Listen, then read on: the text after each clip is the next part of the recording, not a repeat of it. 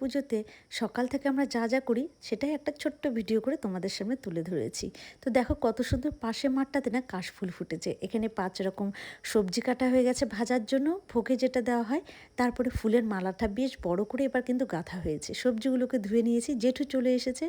জেঠু ওইদিকে খিচুড়ি, সবজি, ঘন্ট, তারপরে পায়েস করবে। আর এদিকে আমরা নাড়ু, মুড়ি, মুরগি আর যা যা লাগে লুচি টুচি এগুলো করব, সুজি। আর এদিকে দুই দিকে রান্না হচ্ছে, তো তাই কিন্তু রান্নাটা তাড়াতাড়ি হয়ে গেছে। এখানে মাটির প্রদীপও কিন্তু বানানো হয়ে গেছে। যতই আমরা মাটির প্রদীপ কিনে নিয়ে আসি না কেন, বাড়িতে বানানো কিন্তু এটা আমাদের পুরনো দিন থেকে চলে আসে। পুরো বাড়িটাকে প্রদীপ দিয়ে আলোকিত করে দিলাম, সাথে ফল বানানো হয়ে গেল। আর এখানে পুজোয় বসে গেল। আর পরের দিনে কিন্তু কিছু লোক নিমন্ত্রিত আছে, তাদের জন্য ওখানে রান্না বান্না চলছে। সন্ধি পুজো হয়ে গেল, আমাদের প্রদীপ জ্বালানো হয়ে গেল, সাথে এখানে অঞ্জলি হয়ে গেল। আর এটা আমাদের বাড়ির নিয়ম, বাড়ির বউ মাথায় করে মানে কুলোতে করে মাথায় প্রদীপ নিয়ে এসে ঘরে রাখে। পুজো হয়ে যাওয়ার পরে আমরা সবাই কিন্তু প্রসাদ মুখে দিলাম।